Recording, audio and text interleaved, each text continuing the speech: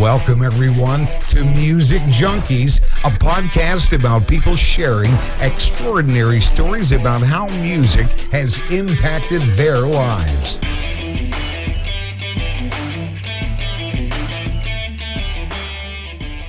Welcome to Music Junkies, right? I'm excited. We have the crew from Heavy Metal Horror. We got Dreadbull, right? Only way you know he is. Hot Guy, Glasses, Wild Card. Jeez. Did you say Hot Guy? She did. Changed Oh my my name to God. Hot Guy. Oh, Hot Annette, Guy I with the think you need glasses. your glasses. I am I so wonder if her sorry. bacon is okay. Oh, Yeah. oh, Dreadbull, she's Canadian. She's just being nice. I don't care. Whatever. That's can lie to right, my he'll face. take it. That's like He'll the take nicest it. thing he's heard in Absolutely. like 40 years.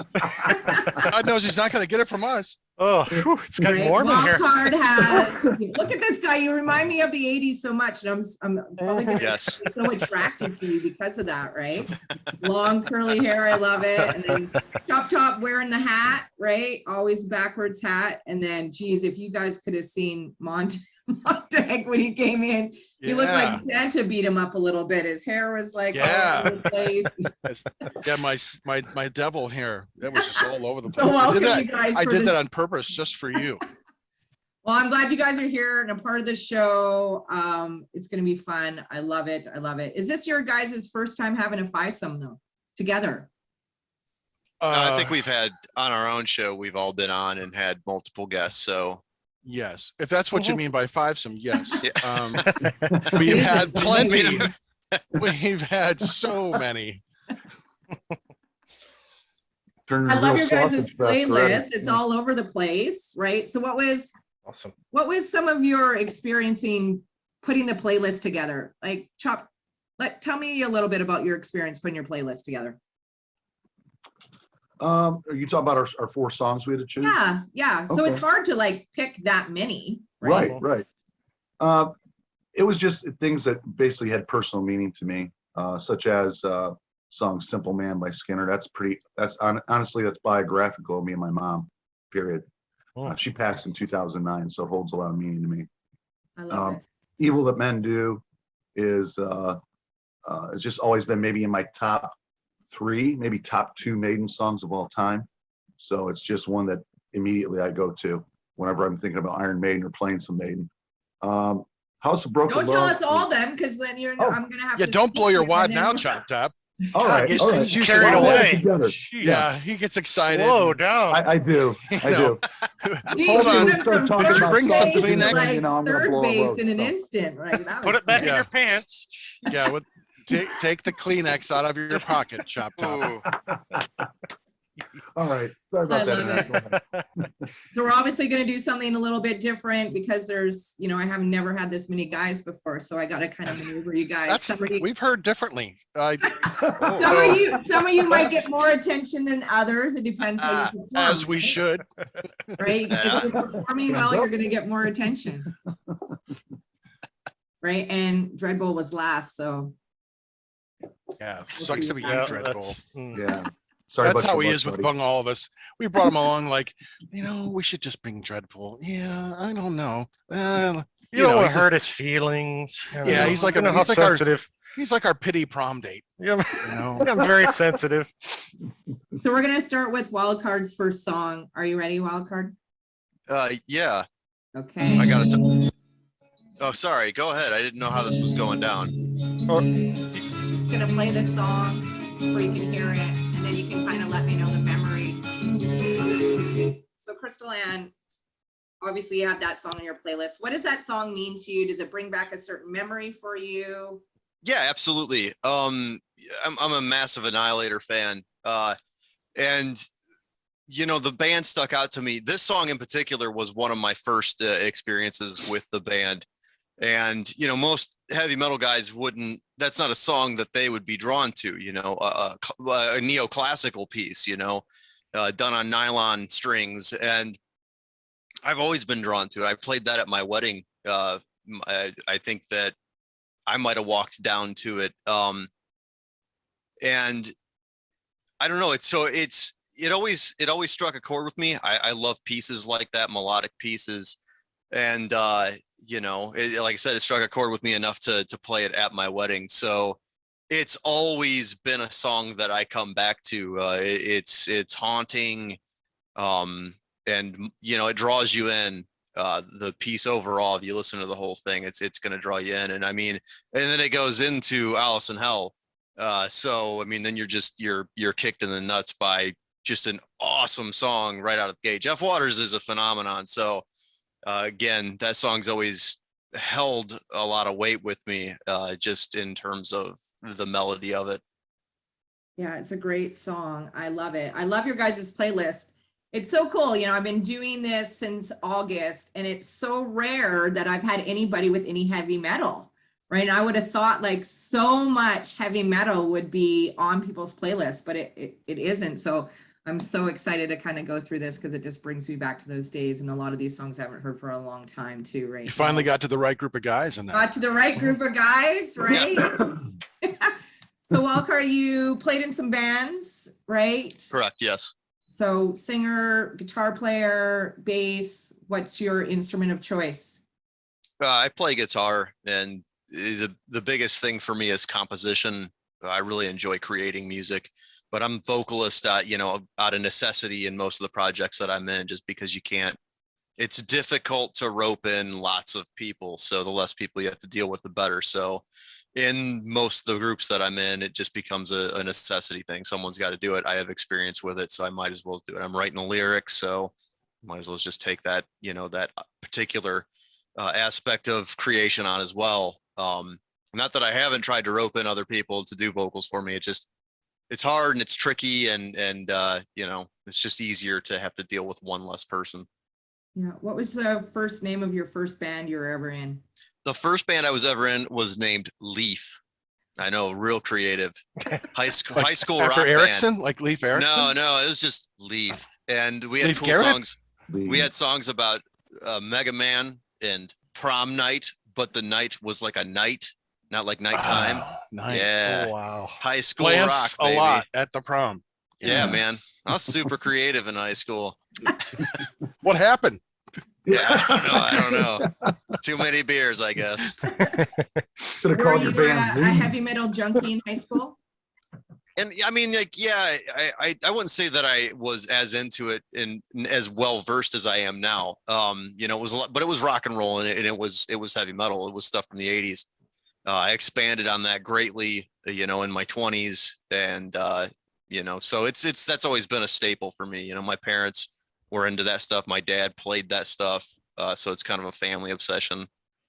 Who's your favorite 80s rock frontman? Oh, geez, rock. So rock frontman, that's different. Says you're taking the metal away. So I got to think of a rock and roll Well, frontman. you can throw Alice some Cooper, metal in probably there. Alice Cooper. I know Alice Yeah. Cooper's not, he's from the 70s, but I don't know, man. He still is the same guy today that he was in the 80s, that he was in the 70s. He's a phenomenal performer. And not to say that he's like super energetic or anything like that. He just has a way about him. His Yeah. shows are fantastic. And he's probably one of my favorite rock frontmen from that era. Because I love the 80s Alice Cooper stuff. I mean, I like the 70s stuff, but I love the 80s stuff. So I think that I would probably pick that. I'm not real good with like top 10 stuff. I have to like sit and really think about it, but right off the top of my mind, that one kind of sticks out to me because it's not Vince Neil. What? Oh my god! Oh, look, I love Motley Crue, man, but Vince Oh. Neil he's a funny guy. Right. Vince Neil back then would be good. Vince Neil right now. Yeah. Don Dokken Right. back then would be good. Like, and I was Don even Dokken thinking, right now. if I met him at a bar, because I was pretty obsessed with Vince Neil growing up, and I'm like, no. I should have Yeah. stayed with my girlfriend who like loved Nikki Sixx, and Nikki Sixx aged well. Vince Yeah, Neil absolutely. kind of like ate himself, and then the rest of the band. So I'm And not. then forgot a lot of stuff, like words. Yeah. Yeah, they're coming to. We were supposed to fly to Seattle a couple years ago before COVID hit to go see them. Yeah. My daughter bought us tickets because she's like, I want to go see Motley Crue. I was like, They're oh, still God. fun to see. They Yeah. really are. He's not fun to see or No. hear, but the rest of the band is. You should take over, Vic. No. You No. should. I don't Right? think I got that. Yeah, I don't think I have the swagger for it. That's for sure. The crazy part is he still thinks he looks like the way he used to look, and potentially, that's the scary part. That's the scary part. Yes. Dreadbull, you're up, my friend. This song is yours. Wait a minute. Oh, we're going that one. Okay. We're going that one. I thought we were starting with the Maiden one. Yeah, well, you No. thought wrong. Yeah, You'll I start control wherever that she wants fucking to show. start. You were late. I'll Okay. pick the song. Okay, well, we're going this then. Okay, Sabotage, Hall of the Mountain King. So this takes me back. For me, yeah, this is a nostalgia pick right here. This was during the Z-Rock era of my youth, of high school. Prior to about, I think Z-Rock came around in 86, 87. Mhm. There was nothing locally in the Cleveland area where you could really listen to metal. There didn't exist. WMMS was a rock station. They would maybe sprinkle in some, the more palatable kind of metal, but it was hard to find new bands. It was word of mouth, or you'd go to the record store and find cool album covers and give it a try. Maybe like Metal Edge magazine or Rip or something. You could get exposed. So there wasn't much until Z-Rock came along. That changed everything. So yeah, this song, sitting in my room, middle of winter, late at night, I was sitting in front of my stereo with a blank cassette in the cassette deck, just waiting for new songs to come on. Hit record, and the opening riff of Hall of the Mountain King came up, and yeah, that's instant record. Like, what the hell is this? I'd never heard him before. And it was such a big sound, that big, rich, the sound was just monstrous, and that opening riff just like instantly grabbed me.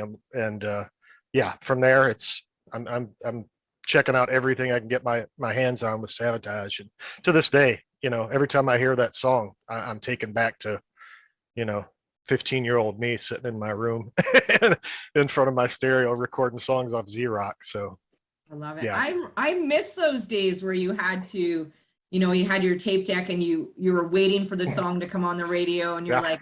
like, fuck, you want the DJ to stop talking because he's like speaking right in the very beginning of the song, and that's the part that you really, really want. And you're like, oh God, why did he have to say anything? I miss Yeah. those days. So then you got his voice on your copy of that song forever, talking over the first 10 seconds. You Yeah. can't unhear his voice after that. Right. No, you Hey, can't. Z-Rock coming right at you with some wild sabotage. Rebel, what were you like in high school? What kind of guy were you in high school? Pretty geeky, pretty quiet. Pretty lame. Whatever the opposite of a chick magnet would be. That was me. He had a mullet though. Yeah. Mullet. What? I like Rocking to the wear mullet. flannel, Oh. yeah. Did you Yeah, wear a what heavy was- metal shirt all the time? What was your go-to heavy metal shirt? Well, that's probably had to be Maiden back in the day. Everybody had Maiden shirts on, all the metalheads. Where everybody was wearing Maiden or Metallica, I think. So yeah, probably Maiden. You guys ever date the same girl? We didn't go to the same school, Oh, actually. you didn't. Well, I think that Yeah. you and I did, but 10, 15 years difference there or something like that. You graduated from Firelands, didn't you? I did. Yeah, 88. see, yeah, 2001. So yeah, a little bit of time in between Wow. us. But Tractor Oh. Day was still a thing. So Nice. That never They kept changed. the tradition going. yeah, they kept Beautiful. Tractor Day. Right, Chop Top, this is your song. I know you talked a little bit about it, but we're going to go deeper into your story.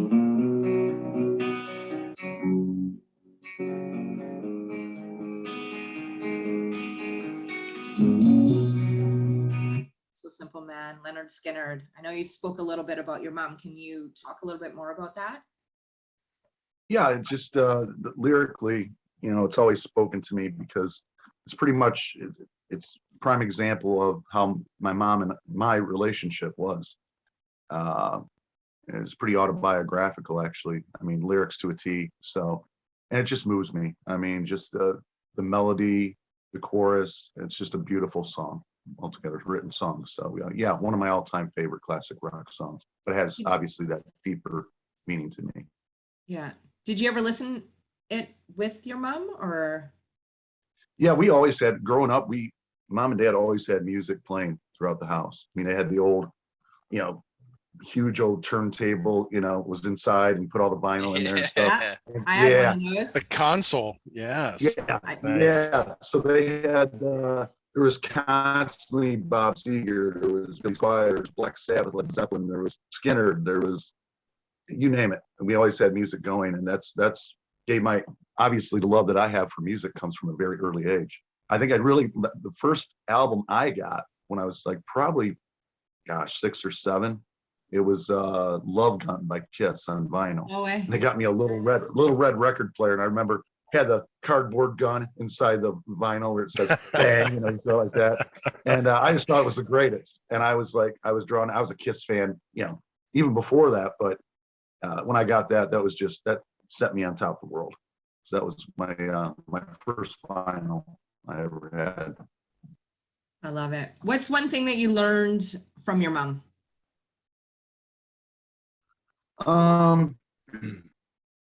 I guess for me, it's she had such a big heart. She would do anything for anybody, and I like to think that the part of me that came to me as well. And if I can do it, especially for my children, my grandchildren, I sure as hell will do it. So, and I like to think and plus for friends, if I have that, if I can do something for them, I'll do it. So I'd like to think that's a part of her that really came into me as well. I love it. Is he the most sensitive one, you guys, in the group? Yeah, Yeah, he he's cries kind of a all the jerk. time.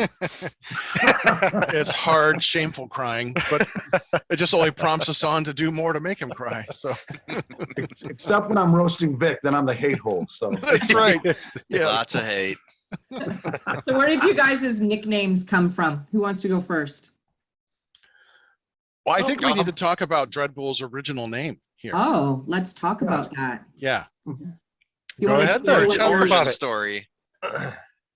Well, we were doing a lot of online gaming during the pandemic, and we were playing some games from who was it? The Jackbox games. on Jackbox Discord? games, and there's yeah, one I called love Quip. those. Yeah, there's one called Yeah. Quiplash. It's kind of like Yeah. Cards Against Humanity.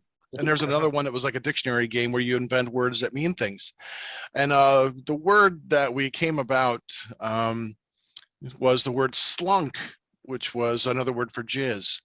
And then I think Dreadbull came up with the next time we kept on playing, he acquired the slunk name and went by Slunk Meister. And that's what his new nickname was for probably the next, I don't know, year of playing. And that was his original name for heavy metal horror until he was given a new name by our dear departed friend Eric Wagner, who called him the Slutmeister. He misheard. Yeah, Slutmeister is like Slutmeister. a Yeah, slut. yeah. Mark's the slut. Fucking Mark's slut. the fucking slut. That's a We're good like, impression because yes, that's exactly what yes. he sounded like. He's the fucking slut. And then, but it got to a point where when we were having guests on our show, people were asking, Slunkmeister, what the hell does that mean? And, you know, he was. Of course, getting more and Montag more would those- always say that means jizz. That's So I'm right. like, I can't do this forever, man. Yeah. Then he went by like bread basket and a couple other Wow. things. I'm like, bread That's a basket. big jump. That's a big jump. Then Dreadbull, he says, "No, this is my online gaming name." I'm like, "No, it's not nearly as good as Slunkmeister." But so The rest of you, Chop Top, where'd you get your name from? Texas Chainsaw Massacre too. He's Chop Top in there, you know. Yeah, did you get the bitch, Bubba? Did you get the bitch? You know, that was so. Yeah, he's just one of my favorite horror characters, and Bill Moseley is just fantastic. Just a lot of the roles that he does. So yeah, I'm definitely a huge TCM2 fan, as we all are. So yes. What about you, Wildcard? Where'd you get your name from? These guys would be like sitting down doing these shows, and they'd have listened to like everything that they were going to discuss for like an entire week, and I would come in real unprepared, and you really you didn't know what I was going to say or when I was going to chime in. So I pulled it from one of my favorite episodes of It's Always Sunny in Philadelphia, where Charlie Day is the wild card, and he doesn't do anything the entire episode until at the very end when they're driving home. They go to hit the brakes, and he says, "I cut the brakes, wild card bitches," and he kicks the door open in the back and jumps out of the van. That's his whole. And I always loved that. And I said, yeah, I guess if I've got to pick a username or something, that's what it's going to be, because you really don't know what I'm going to say. I've said some stuff that I'm not sure made it in episodes and whatnot. Yeah. Oh, I keep it all. Yeah, so I'm just I'm a loose cannon. So I mean, not real crazy bad, but still don't really know where I'm going to come from. So I'm the wild card. Yeah, never shows up prepared for the episodes or follows the assignments. We appreciate them. We love them. So That's right. All We right, love it. Montag, it's you. You're up, my friend.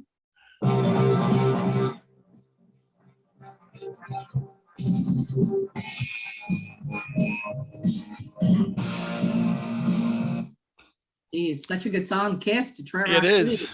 It is. It's a Yeah. great song. I do that to rub Red Bull's face on it because he's not a Kiss fan.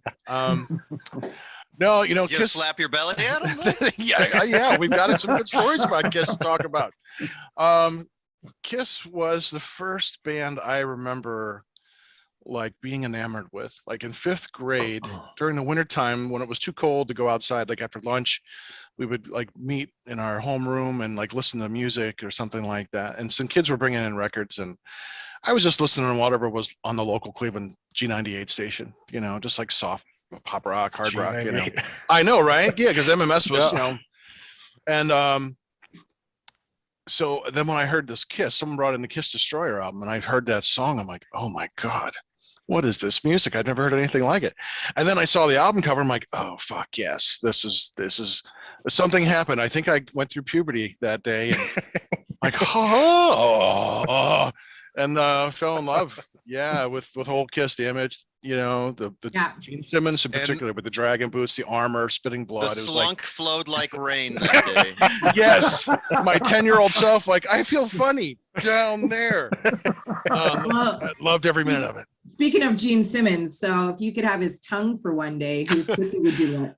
Oh, he tried. Believe me, his tongue was hanging out for about 8 straight years. Yeah, I would actually, when I was in college, I would stretch out. See, I would stretch out my tongue. Seriously, I did, and it got longer during the course How of did the you do semester. that? You're just like It pulling on it? got longer. it got longer. It did. I was just stretching it, like, and do my exercises, and Oh, is it like Kegeling? Like what? What kind of exercises were you doing? just Long twisting it, turning it, exercises. Wow. stretching it, licking the alphabet. All the things that came in handy when I was in college. I always suspected this, but I didn't know until now. No, it's Natural true. talent, Makes sense. natural Oh talent. yeah, it was a Uh-huh. talent, and I was a You too can have Gene Simmons' tongue in I 5 was easy a- steps. Grab the end and start tugging. lick the alphabet and become a cunning That's linguist. dedication, You know? man. Never heard that one before. Oh, Yeah, boy. see, you learn something new from Montag, right? Yes. That's a whole nother Montag, level what of, were you like in fandom. high school? Were you I good was boy, worse bad than boy? Dreadbull. I wasn't nearly as cool as Dreadbull. I had a few friends, and I wasn't. We had a couple cliques in our high school. We had the jocks, and we had the preps, and we had the Valley girls, and we had like the pretty people who were popular. I wasn't in any of those. So I had like 3 or 4 friends. And we would get together on weekends and go play Commodore 64 games and swap games and burn discs. And I'd hang out with Dreadbull. I mean, we've been friends for over 40 years, and we would play D&D and stuff like that. So that was all the cool stuff. that all the kids do all the back stuff then, you mean, know? yeah, all the cool stuff like that. So yeah, Dread and I were pretty tight in high school. Love it. So Montag, what do you think is the weirdest thing that Chop Top has did when he's alone? Oh, when he's alone? Yeah. How much time do you have? Hey, Um, I'll edit well, what I need to. when he's alone. Wow, that's a good question. Nobody knows. What I do. Yeah, I'm sure it involves watching Disney films and a box of Kleenex, but I'm not sure which one. Ooh. Probably Frozen. Yeah, Elsa for What sure. kind of Kleenex Yeah. too? Like the Vicks Vapo Rub ones? Well, only for an extra thrill, you know. Yeah, that's That what I think. burning That's, sensation. yeah, right? I think he, Minty freshness. I'm burning, baby, and burning for you. I think he took that personally and seriously. So, I always wondered why he had those VHS collections of Disney movies. They were always worn out. Now it all makes sense. All right, you Yeah. guys ready? When the crowds are gone. This is wild card. Oh, nice. I don't know where the years are gone. Memories can only last so long. It's wild. We got more than one Sabotage pick. Look at that. That's I know. awesome. Wild card. Why do you love that song, Wild Card? I mean, it's. I've always thought. I don't know. It's always it's always resonated with me since I bought the CD. It speaks to struggle, and I don't know. It's one of those songs that can really drudge up some emotion. But I think more than anything that was one of my buddy's favorite songs. He wanted that song played at his funeral, and he passed away in 2019. We weren't able to make that happen, probably because the funeral director, the funeral place, the parlor was, this is heavy metal music. We can't. They tried to pull some shit about how they couldn't get their CD player to work, and it infuriated me and his brother. We ended up going to his grave on his birthday, and we took a boom box with, powered by like 4 D-cell batteries, and we played it. And it was incredibly emotional. It was really hard. So that song now probably carries more weight than it did when I first fell in love with it.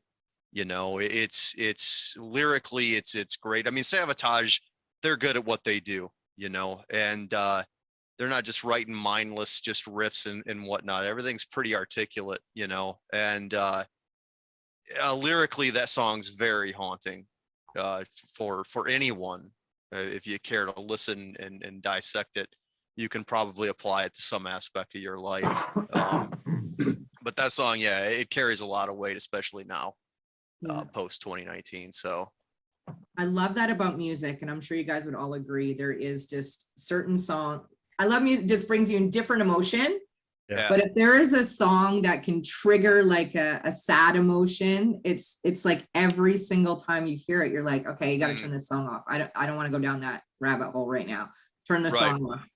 So is there any songs out there? Obviously there is, but who had, what song do you think that if you hear it, you're just like, you got to turn this song off. I hate it. I never want to hear that song. Please never play that song. Do you have one of those songs?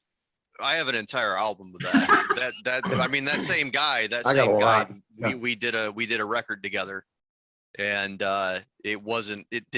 he never even got to see it, when it was done. It's difficult for me to listen to that because his voice is on it, so I wrote all those songs, and I struggle to this day to listen to it because of that, so.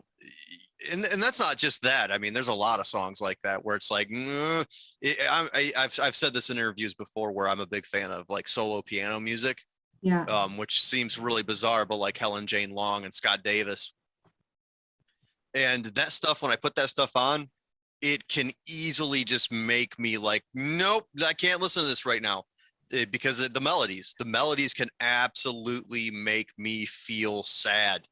It's like it's wonder and sad. It can go either direction. Just depends on what mood I'm in that day. So absolutely, those songs exist. Albums exist in my own personal collection, as I'm sure it does for the rest of the guys. I do too. Yeah, I agree. Is there any song out there that you absolutely hate that you do not want to ever listen to? The Rose. I got quite a few. Rose. Yeah. One of my cousins would sing that at every wedding, every family wedding. She would sing this. Are you talking about Seal? No. That's Kiss Me, Rose. No, I'm talking about Bette Midler. Okay. I wanted to make sure I got my roses straightened out. Yeah. It's just atrocious in every way, shape, or form. And then hearing it at every fucking wedding, it's like, kill me now. Singing Telegram. Though we know what's coming for your birthday. Yeah, that's right. Good idea. That's right. Who else has Strippers a singing the song? rose. Who else has a The whole load album for me, Metallica. Oh, come How- on, man. No, hear me out. That house that Jack built in particular, that song, but that whole album, that was during a time when I was going through a divorce. So Oh, there's you're like, sad. Okay, you're being sad about yeah, it. there All was right, all tons right. of bad shit going on at the time, and that Yeah. album takes me back to that time and all Yeah, those I got feelings you. and stuff. And yeah, no, I'm not I don't dislike the album, but it definitely reminds me of that Right. era in my life. Those were some dark days, so Yeah. I don't go back to that album very often, to be honest. Yeah. Too bad it wasn't Saint Anger. Yeah. Well, I was gonna say, I've got a whole list of songs, but let's start with "Pour Some Sugar on Me." I just never need to hear that god awful fucking song as long as I live, because radio killed it. Number one, video killed it, and it's all you hear in classic rock stations, at least here in the Yeah. States. And another one I'd add: Whitesnake's "Here I Go Again." Love Whitesnake, huge Whitesnake fan. But "Here I Go Again" is another one of those fuckers that I just Yeah, don't ever need to MMS hear in my killed life. Zeppelin for me, man. Like every time you turn on MMS and it was the same playlist and it was always like 5 Led Zeppelin songs. And it's like, Yeah. I like them again now because I stopped listening to MMS for years. Right. So Yeah. you get away from radio and it saves a lot of those songs because they're good songs, but Mhm. yeah, I get it. Yeah, they have a bigger catalog. Can we just play something other than those Yeah. 5 fucking Or like songs? Paradise City, Guns N' Yeah. Roses, Oh, Paradise love that. City, or Sweet Child of Mine. Oh, I Jesus. love that yes. you said pour some sugar on me, because obviously growing up in that era, we loved that song and sing to it. And probably like 15 years ago, we had a karaoke on the TV, and maybe I was singing the lyrics wrong or not really paying attention to the lyrics. But after I did karaoke to that song, I'm like, I can't ever fucking sing this song again. Are you kidding me? This is what I've been singing for 15 years. Like, You got this the is peaches. actually the lyrics of the song. We And got the it cream. and it made money. Yeah. Yeah, Yeah. I agree with the pour some sugar on me for sure, because I was just like, oh my god, that's a lot. Okay, Dreadbull, you're up, my friend. All right.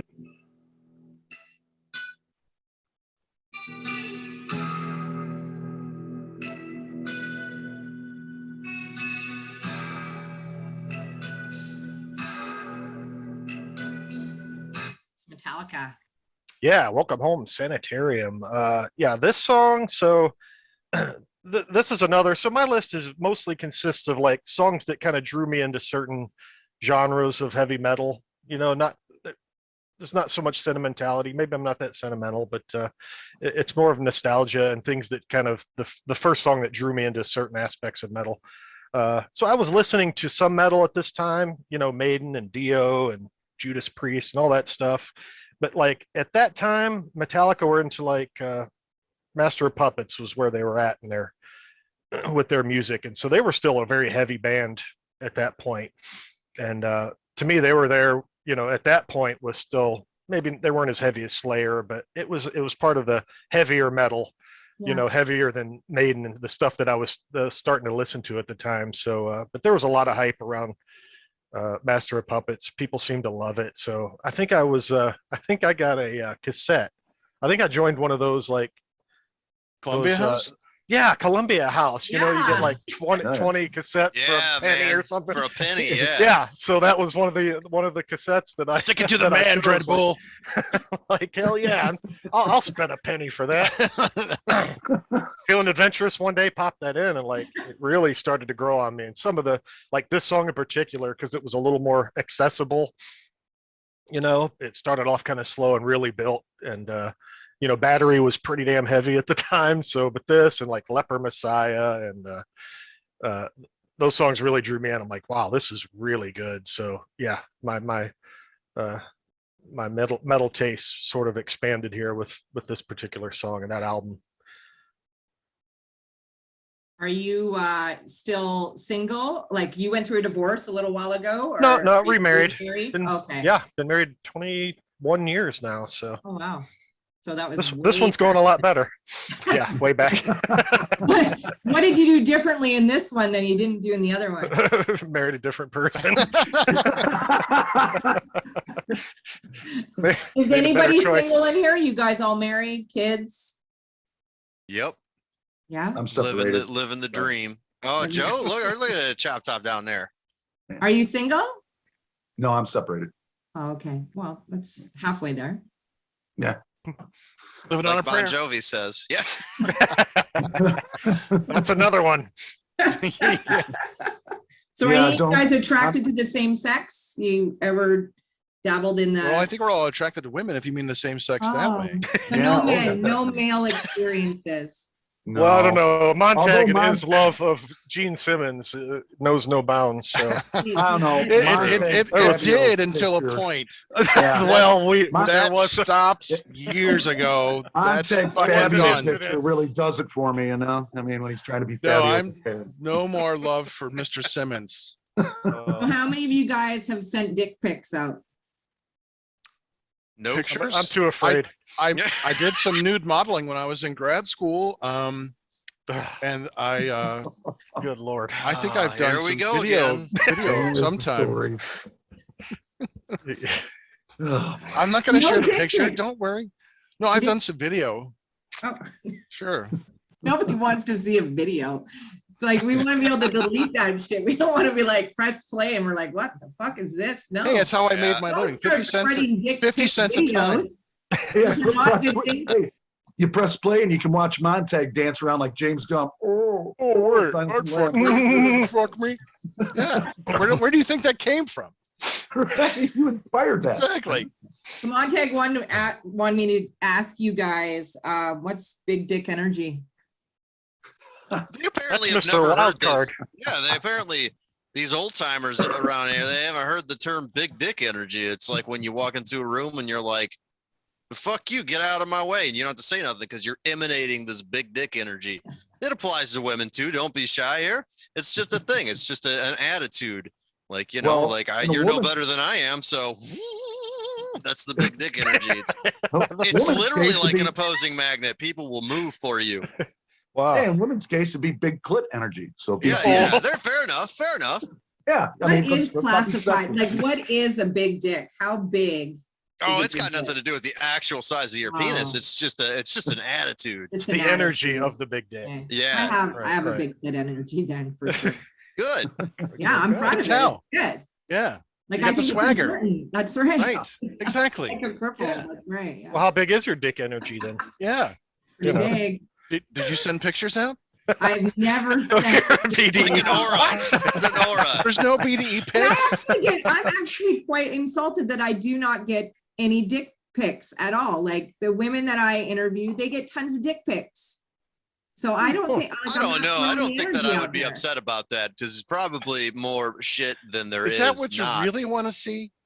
No, but like I feel like I'm out of the loop, right? I feel Oh, like I I'm see. not You in just the want to be dick pic club. included in the Yeah. horror that is Like the I want to dick be pic. like, hey, listen, look at the dick pic I got today, and I don't Yeah. get any of that. It takes a right angle. Like, how weird is that? Yeah, You know, I like see. you can. So Yeah, but then- strange. Then you get those ones that look like a cross between a German army helmet and an anteater. So, you know, you got to be careful. Yeah, yeah, Well, yeah. I think thank there's you, more the horror left. stories in it than there's not. Right, right. Hey, Chop Top, this is you, my friend.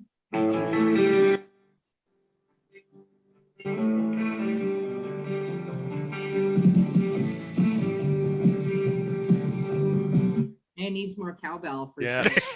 Yeah, more cowbell. More cowbell. No, I love. I've always loved that song. I fell in love with it the first time I heard it. It's what honestly got me into BOC. I like a lot of Blue Oyster Cult, and yeah, it's fun to play too, guitar, and it's just that melody. It's haunting lyrically. The melodic lines of the guitar. It's just one of those that, man, it's kind of a reflective song. You can listen to that and kind of reflect on a lot of things in life. And yeah, I've always loved that song. So yeah, Don't Fear the Reaper is fantastic. So you play guitar? Yeah, I'm not as good as Wildcard, but I'm average. You know, and Yeah. I haven't been playing as much as I should. You know, You can play Smoke on the Water. And Wonder- the wrong and wrong Wonderwall. notes. Yeah, there you go. Iron What Man. was, what was your first song you ever played on guitar? Oh, geez. Clowns never left before. Gosh, I've Got to be something from Kiss. You know, something No, entry actually, level. when I was getting lessons for about a few months from a different teacher, he had said, "Bring in anything you want." on cassette or whatever. So I brought in, I think, Judas Priest on Defenders of the Faith. So he taught me how to play Love Bites, No way. just by ear. And I was like, wow. And that really started when I got to college and stuff. I'd sit with a stack of CDs and I just, whatever I hear by ear, and I'd put it, on a guitar. And that's how I started really playing a lot better and stuff. So. You ever play guitar for a girl to woo her? Well, I don't know, just maybe back in the day, I wouldn't say woo her. Yeah, just no to one get a got wooed. Get a one-nighter, But, What was Hey, your baby, go-to one-nighter song? You're like, hey, I just, Oh. there's my guitar. Pour some sugar on me. Cat scratch Here's fever. Yeah. Scratch fever. Here's the irony. I'd play Right Ain't Talking About Love by Van Halen. Oh, Or wow. acoustically. I played acoustically. I slowed it down and I think it sounds really cool. So And yeah. the irony is You're just she talking really about did love. have a disease. So that's why we do this distance. That's why we're not in the same room with Chop. Wildcard, I am man. curious to know what song you played for girls to woo Yeah. them. I Oh, there play was guitar, there chop was no playing Oh, I thought you said guitar for Montek. girls. Yeah, no, it was just, I played guitar, and that was probably more damaging to me, getting action than anything. But yeah, there was never any wooing. The The hair BDE did, took the, care the of hair that. did more wooing. That the hair was more of an attractive than the fact that I actually played, because I'm not a lead player. I'm just a rhythm player. So Yeah, it You're would the be Paul the look. Stanley. yeah. How'd you like orange juice? All right. Yeah, there you go. Montag, you're up.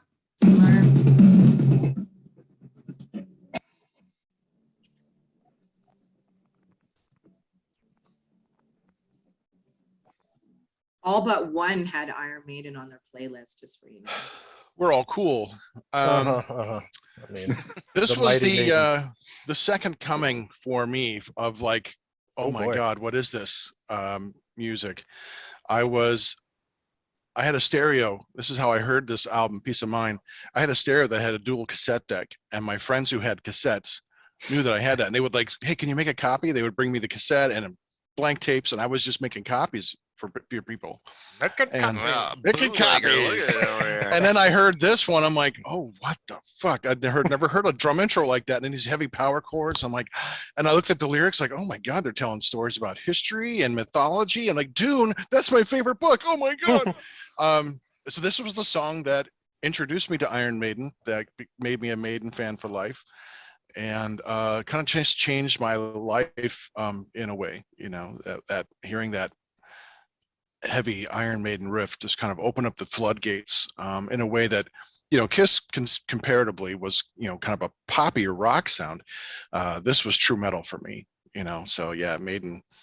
Have you ever seen them in concert? Oh God, yeah. I actually have met them a couple times. Yeah, my friend Aaron, his uncle was the live sound engineer, Doug Hall. So yeah, I got to meet him a few times. And then Chop Top and Dreadful and I got to talk with Bruce and Adrian when they toured on Bruce's solo tour in Cleveland. We all got to talk to them and hang out with them. That's and cool. I asked Bruce Dickinson what happened to Maiden after Seventh Son. I go, what happened, Bruce? And he said, well, it was kind of a sinking ship.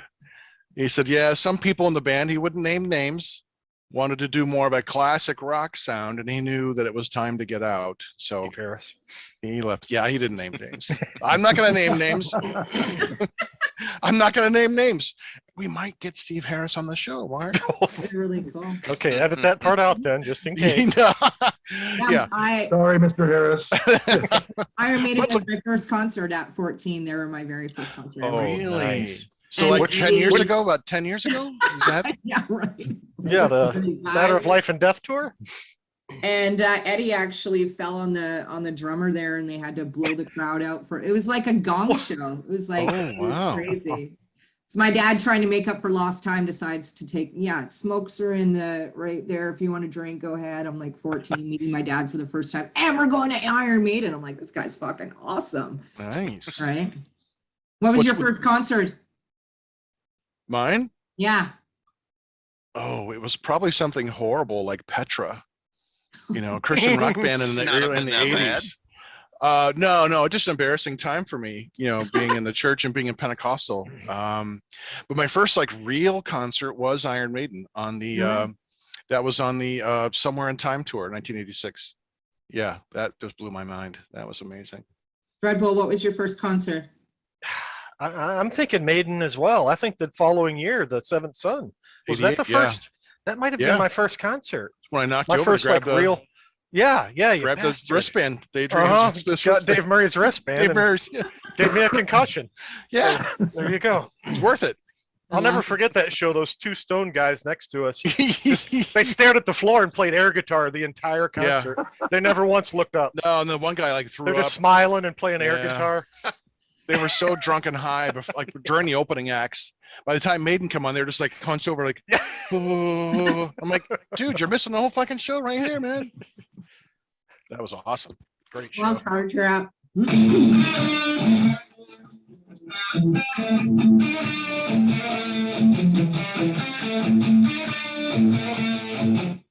Yeah, Seek and Destroy, Metallica. Mm, Good album. good riff. Yeah, that was the first song that kind of took me to a different plateau playing wise. So that song's always going to have that kind of connection with me, going from playing like Smoke on the Water and Iron Man and Cat Scratch Fever. Those were the first songs that I learned how to play. And that was the first time I played riffs. Like, I'm not talking chords, like I'm talking riffs.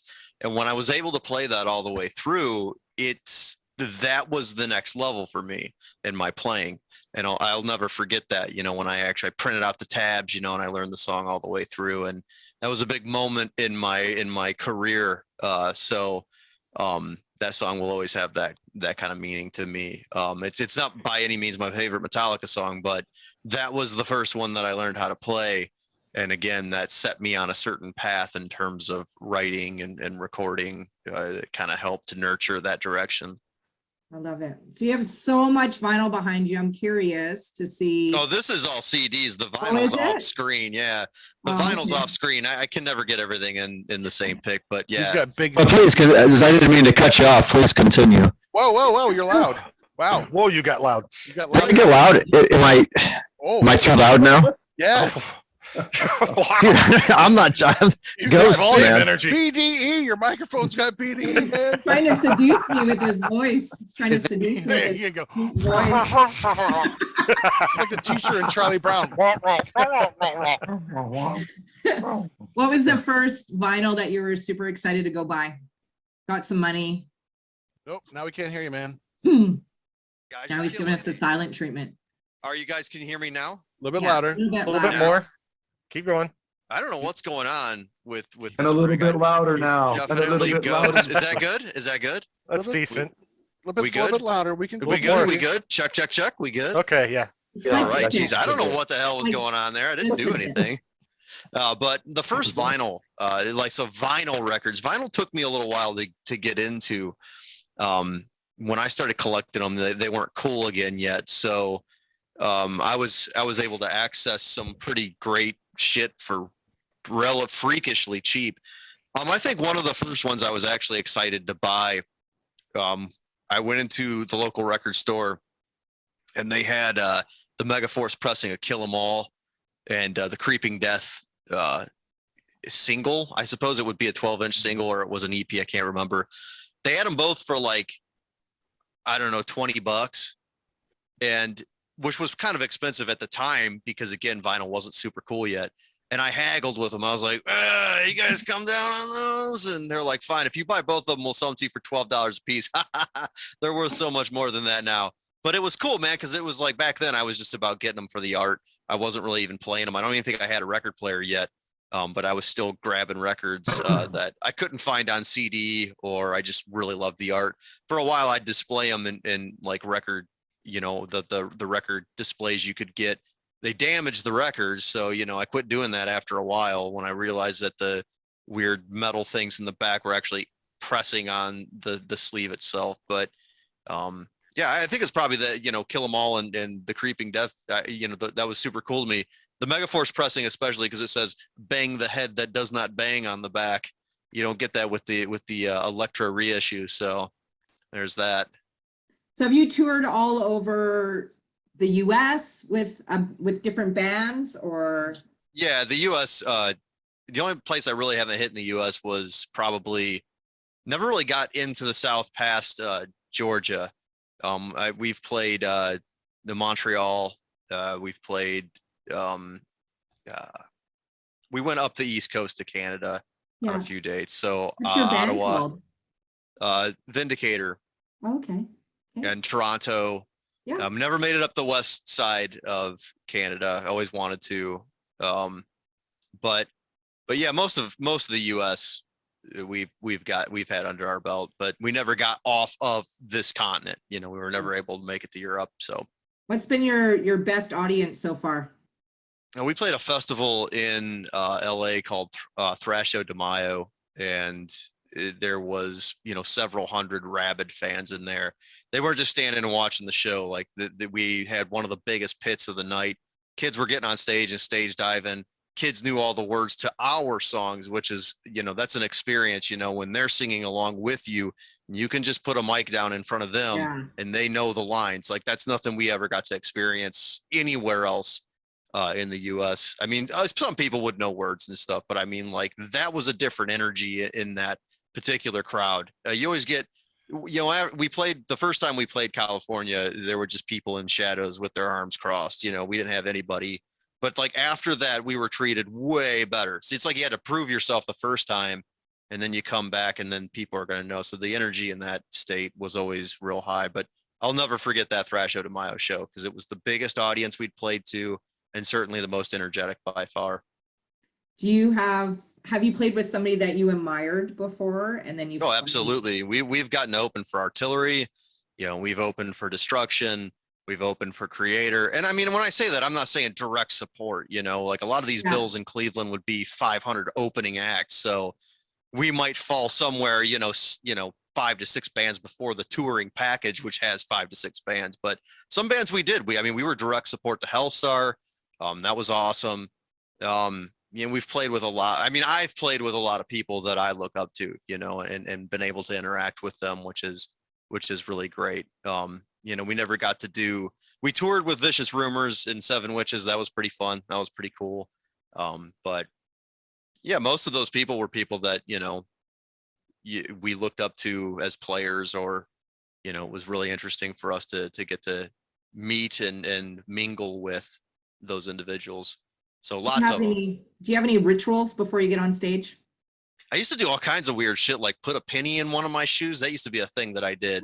Like I got this penny and I'm going to put it in my shoe, and then I'm going to have this particular coin in this pocket. I used to do all this weird stuff. And guess what? It never fucking helped me. So I quit doing it. But I do eat a banana before I play. Oh, For You make eye contact when you eat it? Big banana energy. Yes. I make sure I don't blink, and whoever's next to me is just stuffing half the thing in my mouth. But Big no, energy. the potassium helps you not cramp. So, you know, you stretch, you do all that kind of stuff, you know, and I don't really do any types of warm-ups other than like maybe I'll shout a little bit to loosen my vocal cords a touch. But, you know, aside from real basic stuff that most people do, there's no real cool pre-show rituals. I quit doing them all because, like I said, they never worked out. Can you show us some stretches? Yeah, show us some stretches. It's just you bend over and touch your toes, and then you pull your leg. I'm not a pro at this stuff, so it looks real awkward. You know, you do the pull on your foot one, and you know, those ones. That's all the basic ones that you see when you watch any type of Bon Jovi Dead or Alive, like that video. All the pre-show warm up. Okay. Yeah. Maybe some push-ups, you know, people do some push-ups. Got to yoke up your muscles, look stronger than you are. Some Axe spray, whatever you need to do, right? Mm-hmm. Yep. Montag has never done any of these things that you speak of. I've not needed to. No, he just grew his tongue longer. That's right. Yeah. Right. He worked that tongue. I did a lot of exercises back in college. I walked the walk and I licked the lick. Exercise his tongue and his wrist. Yeah. It's a good Friday night, really. Exactly. What more do you need? That's right. That's right. I got a bunch of clean socks. I'm ready to go. Red Bull, you're up.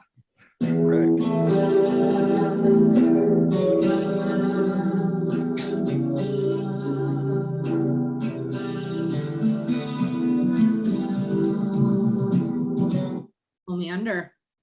Hold Me Under, Dream Theater. So yeah, very much like Sanitarium with Metallica was. This was another song that kind of opened my eyes to a new genre, a new type of metal. Like this whole album, Images and Words, was really like it had these sort of Metallica riffs, but everything was very even that clip you played, like the guitar sounds were kind of ethereal, a little echoey, you know, and there was a refinement to their sound that I hadn't heard in metal. You know, along with like these really chunky riffs, they had this refined sound, and it was so complex, and there were all these little details going on, and I'm like, man, you know, along with those good heavy riffs, and it was such a cool combination of styles, and it really grabbed my attention right off the bat. And man, Dream Theater has gone on to become my favorite band of all time. Absolutely love those guys. And yeah, this song was a definite eye opener when I first heard it. Like, woo, I gotta find out more about this. So you and Montag have known each other for how long? Like 20 years? 20, 30 40, years? over 40. I was 8 years Oh, wow. old, I think, when our dads worked together. Yeah, at it's the be Ford 45 plant. years. 45 years this year. So do you have an embarrassing story that you could share about him? Oh boy. Hmm. Oh boy. Whew. There's got to This might be a some. two-parter. And then you got An time? embarrassing story. Embarrassing story. It's choosing the right one. That's the hard Yeah, part. I mean, we've got some funny things. You know, this trip we took to Canada was full of hijinks. That was a lot of fun. Man, I'm trying to think. Like, it's hard to embarrass Montag. Like he's Well, it's or almost just something funny that maybe embarrassment. he would Yeah, like well, to forget. I broke her bed. Our parents like to take. Yeah, I remember you were telling me about your first Maiden concert somewhere in time. I didn't go to that one, but you were so excited the next day you came over and you were telling me about it. And like my bedroom has very low ceilings, and he was telling me about the intro and then like the explosions at the beginning, and he jumped up to emphasize the explosions and just smashed his head on the ceiling of my bedroom. Yeah. I do remember you Real spent cool, the night. Montag. You spent the Yeah. night that one time, and you were talking in your sleep, and you were Oh. yelling. You were yelling, "The blob is coming! The blob is coming!" That was yeah. interesting. Yeah, you were dreaming about the blob. So That's you know. fantastic. But yeah, our trip to Canada, our parents love to take vacations together, the families, and yeah, we went to Canada one time. We were going to get these cabins on a lake, way up there in. Was it up in around Toronto, north of Toronto? Yeah, it was on Lake Havelock, Ontario. Right. We got there, and yeah, we knew it was bad when they checked in at the main house that was, you know, the owners, and the house was just full of chickens running in and out. Yeah. Like there were chickens everywhere, in the house, out of the house. We went on to the cabin, and it was just this shack with like the rooms were exactly the size of the beds. Montag and I had to share one. Mhm. He stretched the one morning and put his foot through the wall. There were cows looking in the windows when we woke Yeah. up in the morning. In the It was morning, most there was a big unbelievable thing. cow pasture. Right. Yeah. There were no ceilings on any of the bedrooms. The bathrooms sat at a slant. You had to kind of sit on the toilet like this to keep from falling off. No running It water. was the craziest. The No, water. yeah, no running water. Buckets You had of to bathe water. in the lake. Yeah. Sounds like a And Jenny good and Carol. business. Yeah, the neighbors had this two wackiest little daughters that were they jumped on Montag's dad when he was sleeping in the hammock. Didn't they jump on his back when he was Yes. trying to sleep Yeah. in a hammock? Yeah. And they He did also, not like that. Jenny and Carol, they're from Milwaukee. Milwaukee. Milwaukee. That's how I talk. We're from Milwaukee. The one looked like Pippi Longstocking. Yeah. And I remember the one time where they So morning, like obnoxious. they jumped and they jumped on the back of one of the cows, and she was sitting on the cow, like trying to kick it to goad it into moving. She's like, "I won't run." And then the cow like bucked her off, and she fell and hit her head. And then she ran away crying. And well, then their dad, oh my God, remember he just sat in the boat. The boat was docked onto the pier, and he just sat there. And one morning, like revving the engine, like Just holding it wide open. Smoke just wide pouring open, out. not going anywhere, just churning water. How they do it in Milwaukee. Oh yeah. Oh my God. And then which one of them came up? They were swimming, and we were out there. We were out in the lake, and they were stuck our- swimming around like underneath the water, like between our legs and stuff. Like, oh fuck. And then one came up out of the water and she had a frog sticking out of her mouth. Big old Like these bullfrog big hanging old out of her mouth. bullfrog hanging out of her mouth. We're like, get that frog out of your mouth. Jesus Yeah, we Christ, kind of that's made it into a little pet. We were feeding it and stuff. This big bullfrog. Yeah. So yeah, that was a fun time. But That's those were good. good times. That's a good story. That's awesome. So we've Wow, man. Chop Top, you're up, my friend.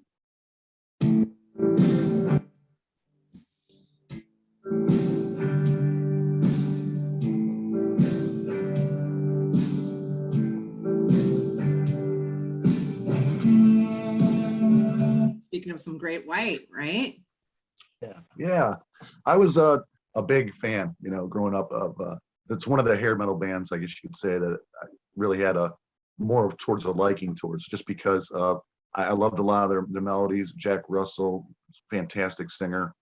Mark Kendall is one of the most underrated guitar players in rock, period. And I like the blues a lot too. So, that was a perfect storm, perfect combination. Actually, it's probably my favorite Great White song of all time. And it's just one of those songs that it's haunting, and it's very, again, I go back to, it's one of those you can sit and you can kind of reflect on things. And yeah, I love that song to this day. I can't get enough of it. So, and like I said, just Mark Kendall's, his soloing, his bluesy licks throughout, that melody.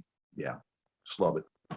I love it. So would he be your favorite 80s hair band? You could be like him for a day. Oh, if I could bend him for today, back in the day, that'd be great. He definitely had more hair than I do. So, yeah, I mean, I had so many favorites, in that era. We all did. It was a great time for music as far as the 80s, metal and in general. And yeah, man, I don't, if I had to have a favorite hair metal band, I don't know. I like Cinderella. I like Skid Row. Yes, I like Whitesnake, yeah. Great White. Boy, you name it. So not really Warrant and stuff like that. I was a little too like, yeah. But no Poison. You weren't a down boy? Dude, Janie Lane wrote some good songs, man. Yeah. Janie Lane wrote some good songs, man. He Uncle did, Tom's he did. Cabin is Uncle Tom's ridiculously Cabin is good. That rocks, I do. man. That's my favorite Cherry Warrant song. Pie. Wild Card, yeah. Cherry pie. Cherry Chop Top, Pie. He even is there hated a- that song. Is there a song, if you could hear for the rest of your life, what song would that be? Oh boy. Ugh. I don't know. I guess one that always sticks to me. My mom was a huge Elvis Presley fan, and so that was another thing. And "Suspicious Minds" probably by Elvis Presley. That's a good one. Never tired of that song. Yeah. So your parents were big into music as well. Yeah, more so I think my dad was big into Beach Boys and Motown. So we had Motown playing too. And I love old Motown as well. Mhm. But Beach Boys was his favorite. I think my mom, she was a big Conway Twitty fan. I remember when she met him at one of the shows, she had a picture with him. So she got kissed on the cheek, and she was just, oh, I got the Twitty bird. I got Swooning. Twitty bird. Nice. I said, did he give you any tongue, Ma? No. But no, it was, but yeah, she was just so excited about that. And it's just one of the great memories, of that time. So If you could switch lives with any one of these guys in the room, just for a day, who would you switch lives with? oh God, do I have to choose between them? Yeah, Um, you do. No, This is your pool of options right here. no. Good I'd have luck to with that. go- Hello from the gutter. Oh man, that's a tough one. I'd have to maybe go with Wild Card just because of his massive CD and vinyl collection, and just because BDE. yeah, his BDE, fuck you kind of attitude, and then obviously his talent, writing and playing. He's got so Well, many that's projects. debatable. You would sell his collection. He'd come back the next day. Where the fuck's all my stuff? Where's all my shit? Wait a minute. Be a wise move. I just bought a house. I think second though, I would switch though. Secondly though, if I had to switch to somebody else, it would be Montag. Well, just because he's very creative, he's a very good writer, he's a very good friend to anybody who knows him, and he has the same love and affinity to the things that we do that got us starting our whole show, Heavy Metal Horror. So There you go, Dreadball. You're not even in Yeah, the. I don't have much to offer. That's true. I got nothing. I live a hollow, empty life. I see you got some books behind you. Yes, Devoid maybe I of would have changed meaning. my mind. But you didn't listen to Chris, so. Hey, Montag, Has you're no up. meaning or purpose. Okay. Turn this one up. It's a slow start. It's a slow sound. Some Rush.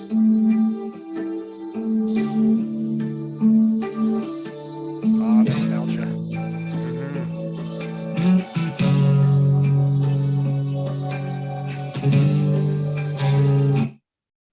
Rush. Nice. Rush. Yeah, I love that song. Rush is my favorite band, and I remember that was like one of the first albums.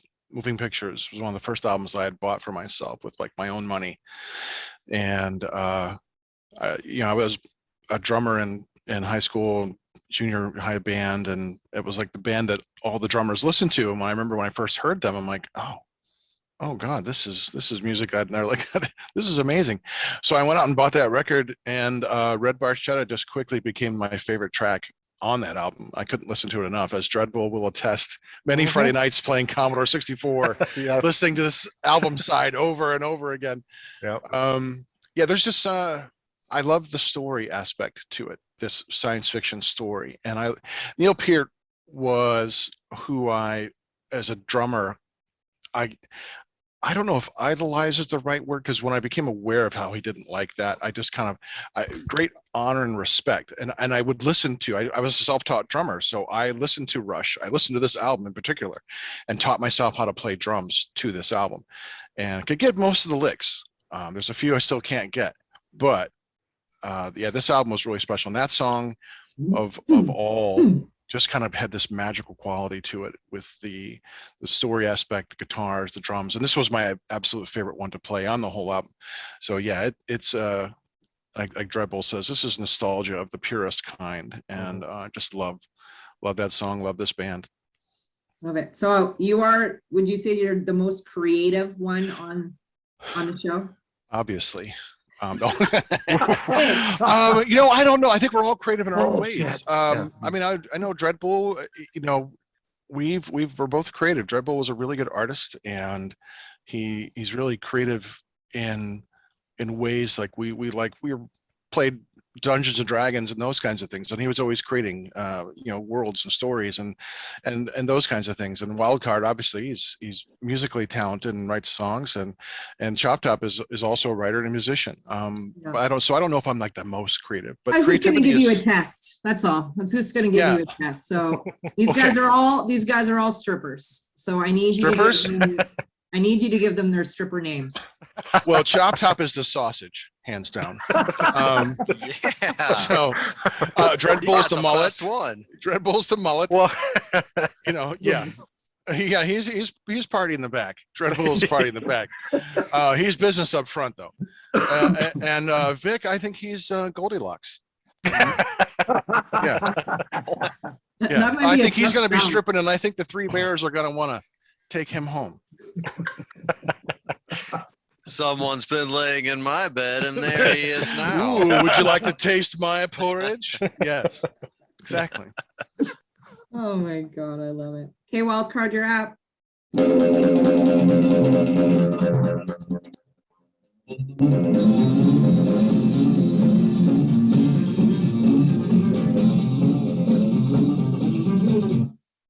All right, the tones. I love it. So that's my grandpa playing that guitar. And it was a long time before I actually got to hear the song. I'd always known that, my grandpa was a performer. My dad would tell me that. And so that song, again, Jet Tone Boogie's probably not my favorite song ever, but it holds, again, it's a very special song to me because that's my grandfather playing that song. So I think anybody that's in a similar situation where, mom or dad or grandma and grandpa or somebody is a musician, I think that the music that they've created will always be special to the individual. But that's kind of, and why that one outweighs maybe what my own father's done is because it starts there for this particular lineage. So that's kind of the beginning of this family's venture into writing rock and roll and heavy music. That's the root right there. That's what started it, was that particular song. So that means a lot to me. And it it'd probably mean a lot to my kids too. So Are you teaching your kids to play an instrument at all yet? not really. I mean, my dad didn't really teach me. Like, he showed me like 3 chords, and that's and it was the chords to play "Smoke on the Water" and "Cat Scratch Fever" and any song that sounds like those songs. And my dad was like, "You can learn these 3 chords, and you can play any song." And that wasn't true at all. But I learned those 3 chords, and then I learned how to play Metallica, and then I just learned how to do stuff. So it kind of worked out like that. I mean, I don't know. I don't consider myself a very good teacher. So I suppose if my kids wanted to learn, how to play, they would probably learn in a similar fashion where you just learn by ear, and you watch videos. Now there's way more access to watching videos and learning stuff than there was even when I was a kid. We had tabs. We were fortunate enough to just be able to print off tablature, whereas a lot of people had to buy the books to learn how to play that stuff. So it'll probably be something similar. It may come to them naturally, and I encourage like natural growth because it's going to make their sound unique from my own, as my sound is unique from my own father's. So What's one thing that your kids have taught you? not to have kids. How many kids do you have? I got 2. I got a boy That and he a knows girl. of. Yeah, I wish I were some sketchy back alley guy, but no, I only got 2 kids. Thankfully, only 2, or I would already be in the ground myself. They're maddening, but yeah, it's been a real it's a treat watching them though, and listening to them, even create their own songs. When they started making their own soundtracks for when they're playing. That was a special moment the day that I realized that was a thing happening, because I can remember vividly being a kid and making like adventure soundtracks when I'm playing with my G.I. Joes. You got to have a cool song, or, to fill in the empty space. And when they started doing it themselves, I was like, look at that. So it's kids are special, but yeah, they're a pain in the ass. I love it. Anyone that has kids will agree with me. I know they will. Mhm. Yeah. How old are your guys' kids? Mine are 8 and 6. Okay, Mine are 29 and 26. Mine is 28, 26, and 22. oh wow. 29 and 26. Yeah, mine are 24 and 26. Right. So you're just starting wild card. You got nothing to complain about. Yep, and Yeah. I'm ending too. We're done with this game. The No the more pain of in the those. ass stop Did you get doesn't the stop, snip? man. Did you Yeah, get the that's snip? coming soon. The snips are coming soon. Yeah. It's been, Wow. gotta You'll get enjoy that, that. taken care of. I won't. Yeah, I won't Get enjoy the that. bags of frozen peas, my friend. They will be yours. If they compadre don't knock for me days. out, I'm gonna cry until they They knock don't me knock out. you out. Oh, I know that's They what I won't. hear. You But you can get knocked out. That's what I was, but then I woke up too soon before they were done. That is what you want to worry about. You do not want to wake yeah, up feeling, no. what I are did you not doing? get knocked out. Quit yanking, quit yanking. No Yeah. coffee. You don't want that. Chop top, you're up.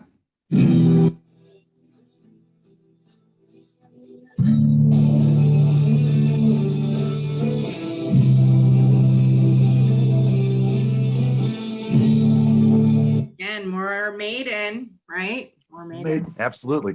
That is my all-time favorite band, Iron Maiden. And I remember Peace of Mind was the first album that actually introduced me to Maiden.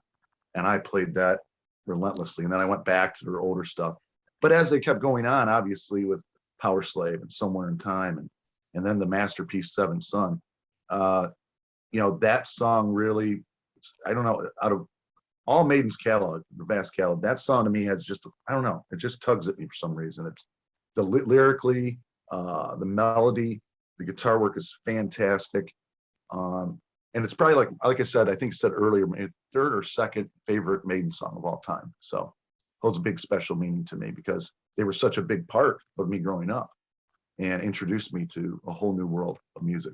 So Yeah, I agree. I don't know if Montag sent you the podcast that I did with a great friend of mine for the last 10 years, and his garage is like all Maiden, every single poster you could ever imagine that was ever made. I don't think I've ever seen him in anything else but a Maiden shirt in 10 years. Like literally, I've known him for 10 years. Every single time we hang out lots, it's always Iron Maiden, Iron Maiden, Iron Maiden. But his garage is so cool because he's just the way he's kind of the man cave, but like all the walls are all done in Maiden, and it's That's You know, amazing. he just Yeah, that was my room in high absolutely- school. Mhm. Yeah, It was all made in every tapestries, posters, you name it.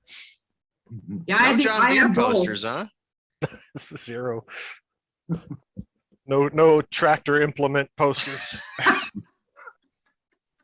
So we're down to your last song, and I thought, you know, Montag, you could take it home with this one. Are you ready, my friend? I'm ready.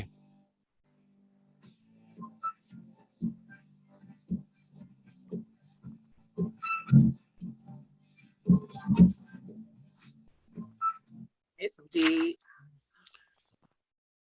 Doc. Yes, Dio.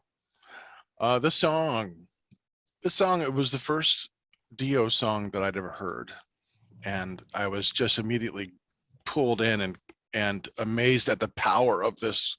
Who is this guy, and how does he have so much power behind his voice and so much emotion?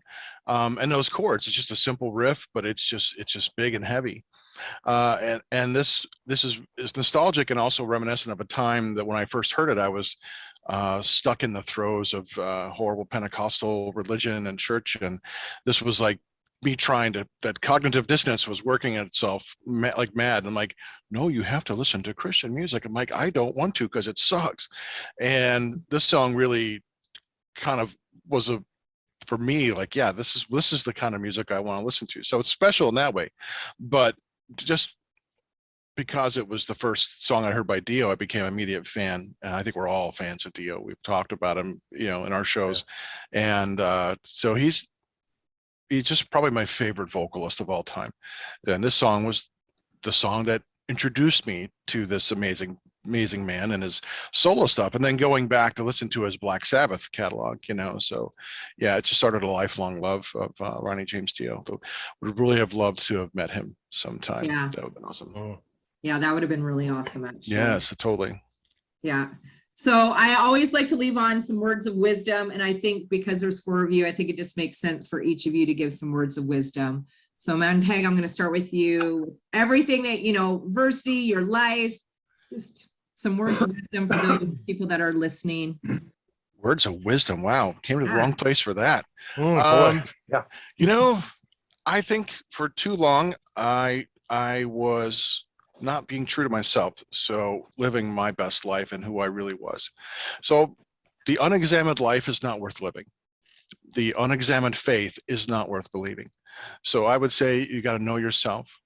I really subscribe to the Maslow's hierarchy of needs and that idea of self-actualization. And that was a process that took me a long time to get through. But once you kind of get to know yourself and know who you are and what you believe, what you don't believe, then no one's going to take that from you. So that would be my words of wisdom. Nice. Top, you're up. Oh gosh, not wise even for myself, but I'll throw one out here, I guess. I guess when in doubt, don't. Leave it at that. Pull out. Don't. Except when it's anal. I would have told my younger self that. Mhm. Yeah, but I think another way too, another word maybe to leave it with is, hey, we all end up in ash or in the grave anyway. So live your life, live it the way you want to. To hell with it. I like it. Yeah. Red Bull. Yeah, kind of along the lines of Montag. That was the first thing that kind of came to mind to me. It kind of made me think of, you mentioned us like being young and playing like D&D and all this stuff, and like, that was kind of one of those activities where you're kind of embarrassed of it. It was kind of a nerdy thing. You didn't want to really people to know about it, and like you're worried somebody might find out and make fun of you. What? Who cares? Just don't worry about that stuff. Do what you enjoy, what you love. Be you. First and foremost. And once you figure that out, you're going to be a better person to the people around you, and a more honest version of who you are. And that's going to help everyone around you a lot more. Don't be fake, and don't try to hide who you really are. I love that. Wild card. Don't let your meatloaf. just like that. Just like that. Doesn't get more wise than that. Short and sweet, just like your meat. Yeah. Well, thanks you guys so much for joining us on Music Junkies today. It was a blast. I had so much fun. I hope you guys had a good time as well. And obviously I'd love to do it again later on, pick some more new songs. right? We had a great time. Thank you for having us. This is Really. awesome. Yeah, Thank this you. has been a great A lot fun of fun. time. Yeah. Yeah. Do you want to come on our show sometime? Yeah, I do. That'd be Awesome. so much fun. Yeah. Great. That would be And great. I'll send you people, right? I interview people all the time that are in bands and stuff like that. Cool. Have some good connections. So Please. if they are, all about metal and stuff, I know that I sent you Tim, which I think you guys really like, like. Yeah, I just haven't had, I just haven't reached out to him. Schoolwork and stuff is crazy. And then Yeah, I will. I mean, we're booked all the way into June, but yeah. if he's free after that, then yeah, it'd be great. So I'm thinking that this will be out end of April, beginning of May. I left some spots open when we first booked because I figured it would be a good podcast to put out. So I just kind of left some spaces. So what I'll do is I'll let you know when it's out. Obviously, you guys, I'll send you the copy too, so you can cut and splice it however you want to do it too. So I don't care about that. You just send me the finished, however you want to do it. And It's then I fine with need me. some pictures of you guys because I like to promote for a week. So I need some fun, crazy pictures. And then if you guys, obviously, wild card, if you are touring anywhere or things come up, just like Oh no, And I'm that too old stuff. for that now. We'll be fine. you want to go play in a bar somewhere or something, you want people I just want to go to bed at 8 and have a clean bathroom. He's got its ailments too, just like the rest of us. Oh yeah. That's awesome. Okay, guys, have an awesome Sunday. Thanks so much. Thank you. Thank you so much. Thank man. you. We have a